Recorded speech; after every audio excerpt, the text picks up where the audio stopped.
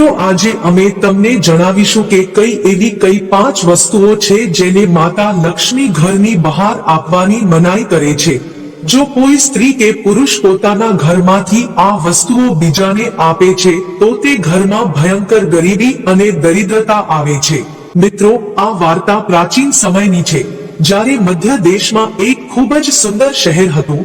તે શહેરમાં સુકન્યા નામની સ્ત્રી તેના પતિ અને સાસુ સાથે રહેતી હતી। સુકન્યા એક સમર્પિત સ્ત્રી હતી, સત્ય અને ધર્મનું પાલન કરવા હંમેશા તૈયાર રહેતી અને ઘરના કામમાં કુશળ હતી। સુકન્યાનો સ્વભાવ ખૂબ જ દયાળુ હતો।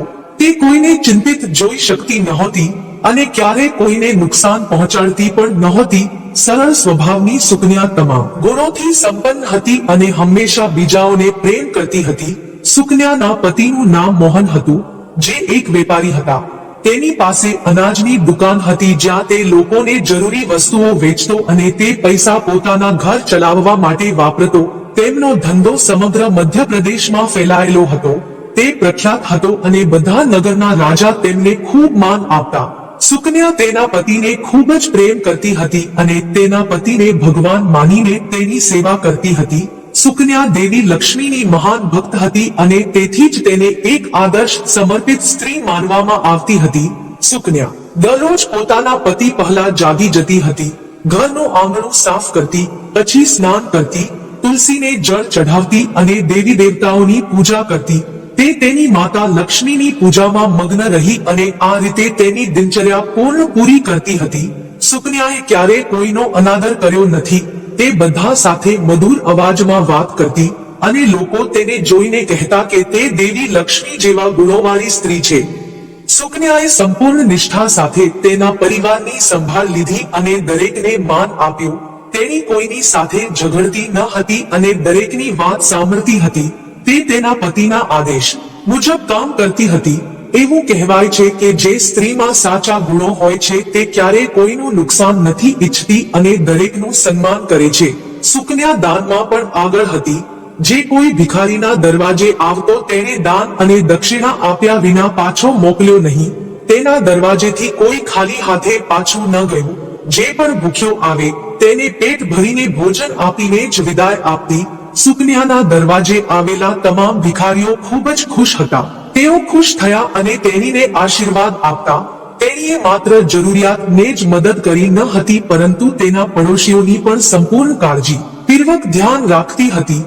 તે તેના પડોશમાં રહેતા ગરીબ અને નાખુશ લોકોને નિયમિતપણે ભોજન આપતી હતી। પાડોશીઓને જે પણ વસ્તુઓની જરૂરત પડતી તે વસ્તુઓ કોઈ પણ સંકોચ વિના આપતી હતી। તેથી જ તેના પડોશીઓ પણ તેણીને ખૂબ માન આપતા હતા। તેઓ કહેતા કે આ સુભદ્રા તો સાક્ષાત દેવી છે, જાણે માતા અન્નપૂર્ણાએ સુભદ્રાના રૂપમાં જન્મ લીધો હોય। જ્યારે લોકો સુકન્યાના વખાણ કરતા હતા, તેથી તેના વિશે માત્ર સારી વાતો જ કહેવામાં આવતી હતી। પરંતુ આ બધું સાંભળવા છતાં સુકન્યાને ક્યારેય ઘમંડ અનુભવાયો નહીં। તે દરેક સાથે આદર અને પ્રેમથી વર્તે છે। એક દિવસની વાત છે, સુકન્યાની પાડોશી તેના ઘરે આવી। તે સમયે સુકન્યા કંઈક કામ કરતી હતી। પાડોશીને જોતાની સાથે જ તેણે તેને ખૂબ જ પ્રેમથી આવકાર્યો અને પૂછ્યું, અરે બહેન, તમે આજે અમારા ઘરે આવ્યા છો, કંઈ ખાસ છે? કોઈ સમસ્યા હોય તો કૃપા કરીને મને જણાવો, અથવા તમને કંઈ પણ જરૂર હોય તો મને કહો। આ સાંભળીને પાડોશીએ કહ્યું, અરે સુકન્યા બહેન, આજે મારા ઘરે ઘણા સંબંધીઓ આવ્યા છે। હું તેમના માટે ભોજન બનાવું છું, પરંતુ મારે રોટલી બનાવવા માટે આગની વેલણ અને એક તવાની જરૂર છે।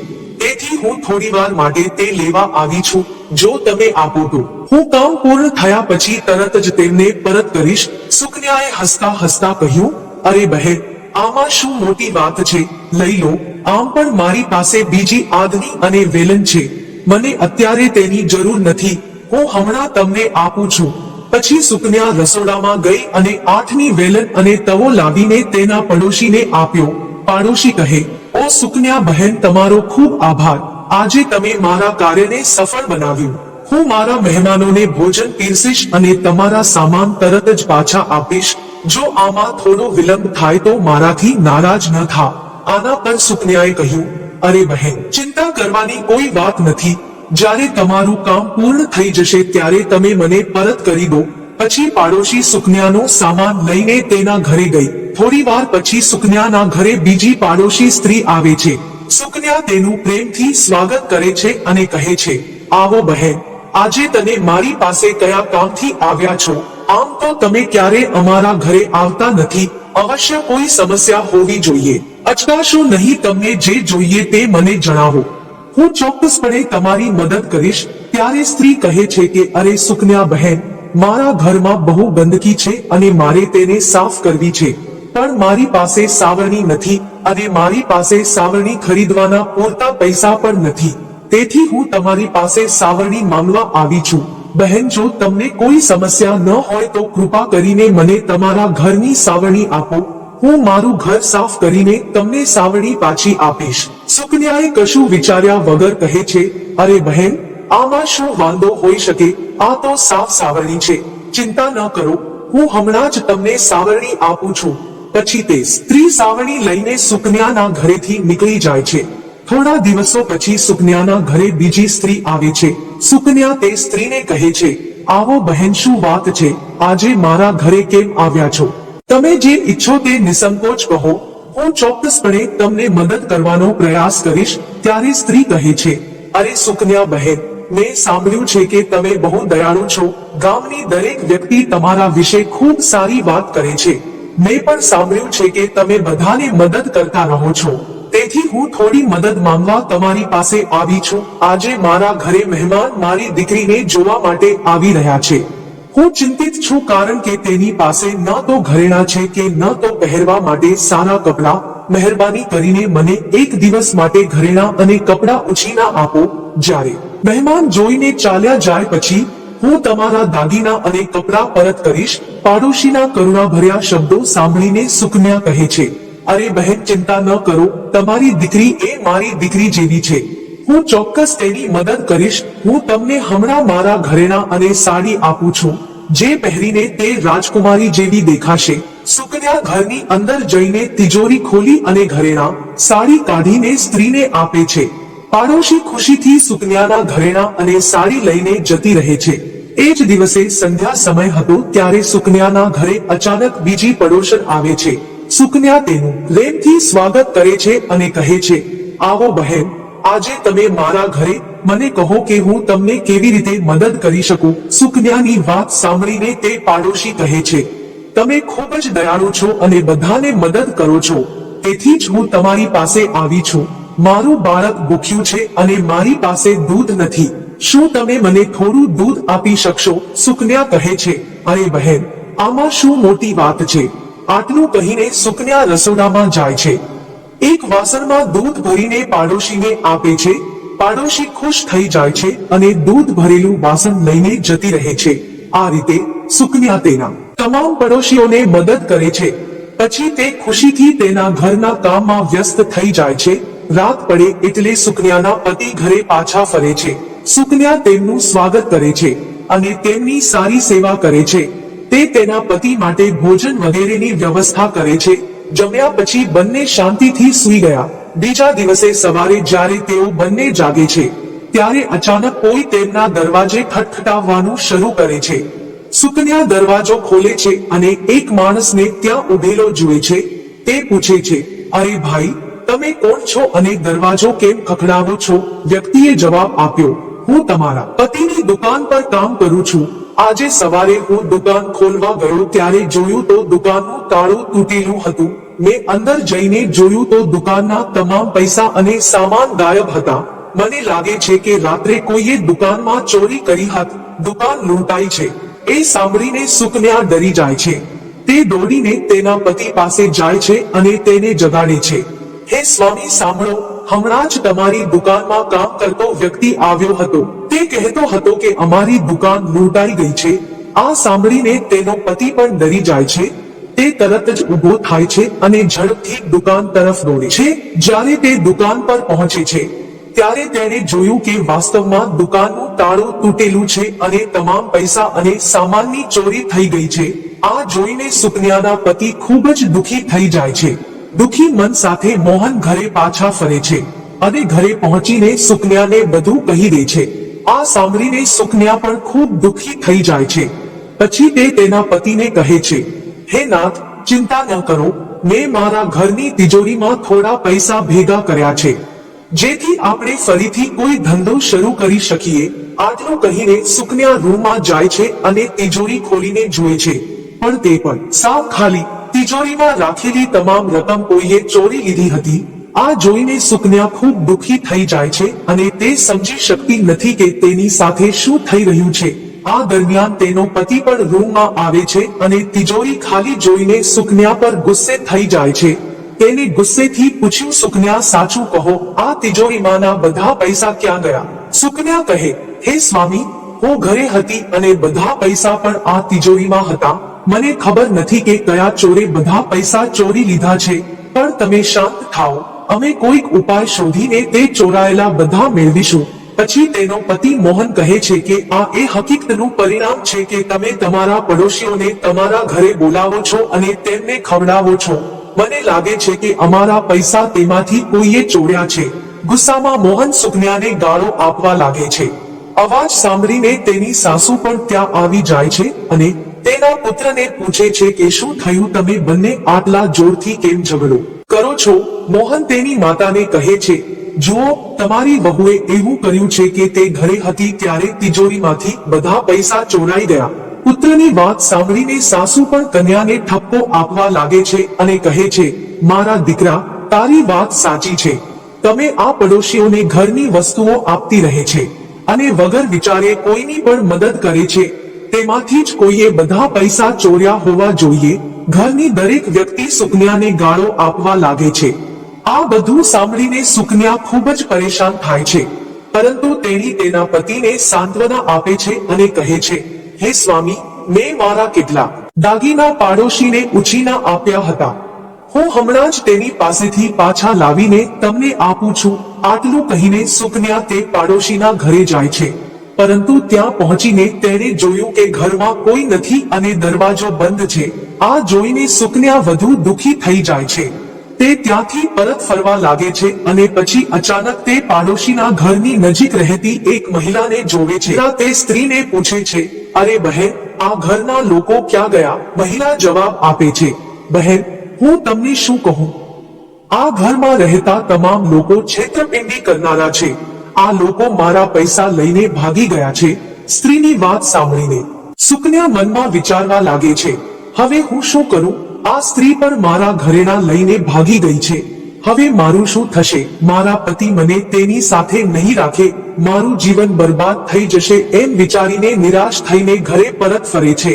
તેનો પતિ કંઈ બોલતો નથી. તેણીની સાસુ સુકન્યા પર ખૂબ ગુસ્સે થાય છે અને તેણીને અપશબ્દો કહેવા લાગે છે. હે મૂર્ખ સ્ત્રી, તારા કારણે અમે અમારી સંપત્તિ અને સમૃદ્ધિ ગુમાવી દીધી છે. દાનમાં આપવાની તારી આદત હવે તું આ ઘરમાં રહી શકતી નથી. આ ઘરમાં પછી તમે બાકીના પૈસા બીજામાં વહેંચી દેશો. તમે આ જ ક્ષણે અહીંથી ચાલ્યા જાઓ. સુકન્યા તેની સાસુને કહે છે, માજી, મારા પતિ સિવાય આ દુનિયામાં મારું કોઈ નથી, તો હું મારા પતિને છોડીને ક્યાં જાઉં? ત્યારે સાસુ કહે, તું ક્યાંક જઈને મરી જા, પણ હવે તું આ ઘરમાં રહી શકતી નથી. તારા કારણે અમારું ઘર બરબાદ થઈ ગયું. હા, તમે આ ઘરમાં રહેશો તો જે બચશે તે પણ નાશ પામશે. આ પછી સુકન્યા તેની સાસુ સામે હાથ જોડીને વિનંતી કરવા લાગે છે, ઓ સાસુમાં, એવું ના બોલો, મેં કોઈ ગુનો કર્યો નથી. હું તેમના વિના જીવી શકીશ નહીં. પછી સુકન્યા તેની સાથે આજીજી કરવા લાગે છે. તે તેના પતિને કહે છે, હે નાથ, કૃપા કરીને કંઈક બોલો. તમે ચૂપ ન રહો. કૃપા કરીને માતાને સમજાવો. તે મને ઘરની બહાર કાઢી મૂકે છે. સુકન્યાનો પતિ મોહન જવાબ આપે છે, હવે મારે શું કરવું જોઈએ? માતા સાચી છે. જે થયું તે તારા કારણે થયું છે. હવે તું મારા ઘરની બહાર નીકળ. પતિના આવા શબ્દો સાંભળીને સુકન્યા હાથ જોડીને બેઠી અને કહે છે કે હે નાથ, આવું ના બોલ. મેં કોઈ ગુનો કર્યો નથી. હું તમારા વિના જીવી શકીશ નહીં. તેથી તમે મને કહો, તેને ઘરની બહાર કાઢી નાખો. પરંતુ સુકન્યાના પતિ અને સાસુ તેની વાત સાંભળતા નથી અને તેઓ સુભદ્રાને ઘરની બહાર ધકેલી દે છે. યારે સાસુ કહે છે, હવે અહીંથી ચાલ્યા જાઓ અને ક્યારે પાછા ન આવશો. કેટલીક નદીઓ છે, ત્યાં કૂદીને તમારા પ્રાણ છોડી દે, પણ હવે તું આ ઘરમાં રહી શકતી નથી. ઉદાસી અને શોકની લાગણી અનુભવતા સુકન્યા તેના પતિનું ઘર છોડીને બીજા શહેર તરફ જાય છે. રસ્તામાં તે દેવી લક્ષ્મીના મંદિરે પહોંચે છે અને ભગવાનને પ્રાર્થના કરે છે, હે માતા લક્ષ્મી, મેં એવું કયું પાપ કર્યું છે કે હું આવી દુર્દશામાં આવી ગઈ છું? હું રોજ તમારી પૂજા કરતી હતી, તો પણ તમે મારું ઘર કેમ હોડાવ્યું? મહેરબાની કરીને મને કહો કે મેં એવો કયો ગુનો કર્યો છે જેના કારણે તમે મારાથી ગુસ્સે થયા છો? સુભદ્રા ત્યાં બેઠી અને વિચારવા લાગી છે કે જો મારા પતિ મને સ્વીકારશે નહીં તો હું જીવિત રહીને શું કરીશ, અને જો આ બધું તેના કારણે થયું છે તો મને આ દુનિયામાં ટકી રહેવાનો કોઈ અધિકાર નથી. આ વિચારીને સુકન્યા પોતાનો જીવ લેવા નદી પર જાય છે. નદીની નજીક પહોંચ્યા પછી તે ફરીથી દેવી લક્ષ્મીની પ્રાર્થના કરે છે, હે દેવી લક્ષ્મી, મારે જીવવું નથી. હવે હું મારો પ્રાણ ત્યાગી દઉં છું. જો મારી પૂજામાં કોઈ કમી હોય તો મને ક્ષમા કરજો, કારણ કે હું મારા પતિ વિના જીવી શકતી નથી. તેથી જ હવે હું આ નદીમાં કૂદીને મારો જીવ આપીશ. આટલું કહીને સુકન્યા નદીમાં કૂદી જવાની જ હતી ત્યારે અચાનક તે નદીમાં દેવી લક્ષ્મીજી દેખાય છે અને સુકન્યાને કહે છે, થોભો દીકરી, થોભો, તું શું કરી રહી છે? સુકન્યા પોતાની આંખો ખોલે છે અને જુએ છે કે માતા લક્ષ્મીજી તેમની સામે ઊભા છે. માતા લક્ષ્મીજીના દર્શન કરીને સુકન્યા અત્યંત ખુશ થઈ જાય છે અને માતાને વારંવાર નમસ્કાર કરે છે. ત્યારે સુભદ્રા માતા લક્ષ્મીજીને કહે છે, હે માતા લક્ષ્મીજી, મને ક્ષમા કરો, હું એક મોટું પાપ કરવા જઈ રહ્યો હતો. માતા લક્ષ્મીજી સુભદ્રાને કહે છે, હે પુત્રી, માણસે ક્યારેય પોતાનો જીવ ન લેવો જોઈએ. આમ કરવું એ મહાપાપ ગણાય છે, કારણ કે ઈશ્વરે માણસને જે કિંમતી શરીર આપ્યું છે તેનો નાશ ન થવો જોઈએ. સુભદ્રા માતા લક્ષ્મીજીને કહે છે, હે માતા લક્ષ્મી, હું મુશ્કેલીમાં ફસાઈ ગઈ છું, તેથી જ હું આવું કરી રહી હતી. મારા પતિએ મને છોડી દીધી છે અને સ્ત્રીએ ક્યારેય તેના પતિનું ઘર છોડવું જોઈએ નહીં, સિવાય કે મારે ક્યાંય રહેવું જોઈએ નહીં. તેથી જ હું મારા પતિ વિના જીવી શકતો નથી. તેથી જ હું મારા જીવનનો ત્યાગ કરવા જઈ રહી હતી.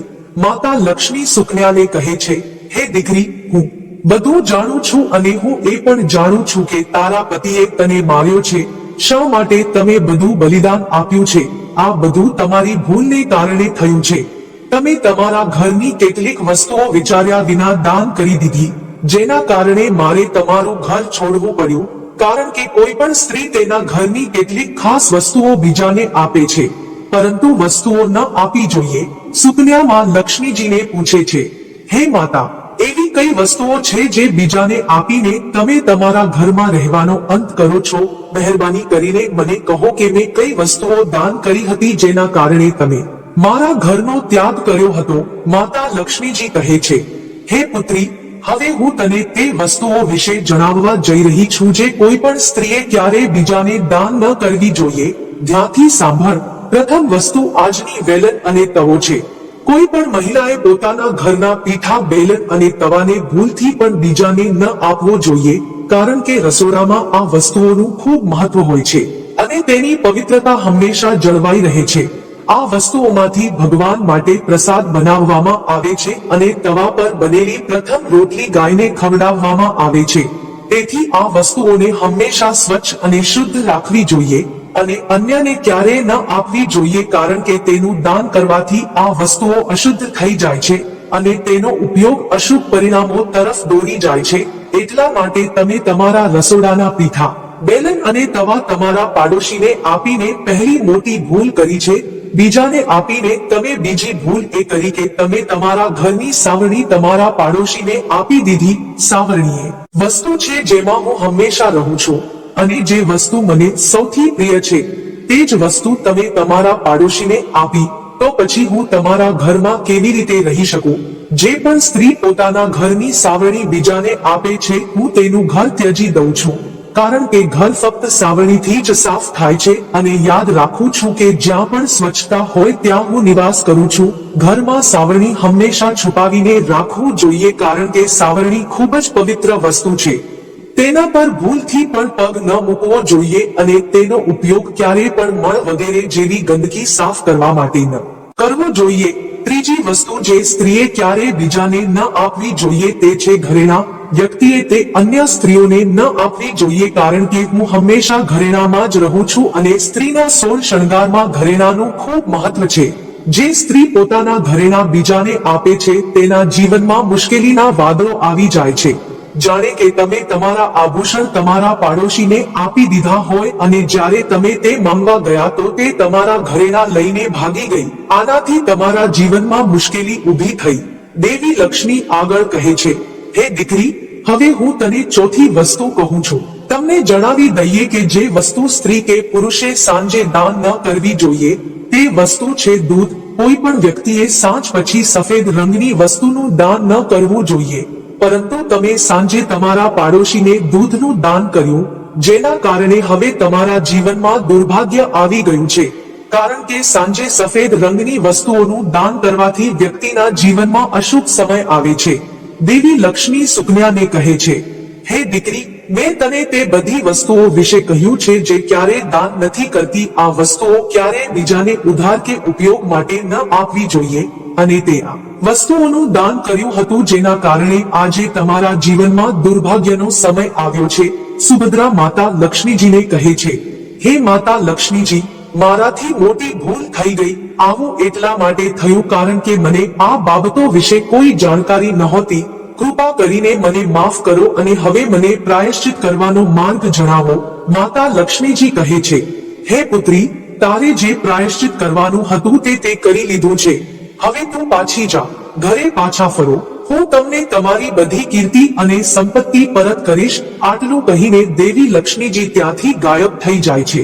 સુકન્યા તેનો આભાર માને છે અને ઘરે પરત ફરવા લાગે છે. અચાનક તે જુએ છે કે તેનો પતિ તેની શોધમાં તેની તરફ આવી રહ્યો છે. જ્યારે સુભદ્રાનો પતિ તેની પાસે પહોંચે છે ત્યારે તે તેની પાસે માફી માંગવા લાગે છે અને કહે છે, હે પ્રિય, કૃપા કરીને મને માફ કરો. મેં તમારી સાથે ખરાબ બોલ્યું છે. તમે દેવી સમાન છો અને દેવી લક્ષ્મીની કૃપાથી અમને અમારી બધી સંપત્તિ મળી ગઈ છે અને ભવ્યતા અમને તે પાછું મળ્યું છે. અમારા પૈસા લૂંટનારા તમામ લોકો અમારી પાસે પાછા આવ્યા છે. અમારા પૈસા તમારા નામે આપી દીધા છે અને માફી પણ માંગી છે.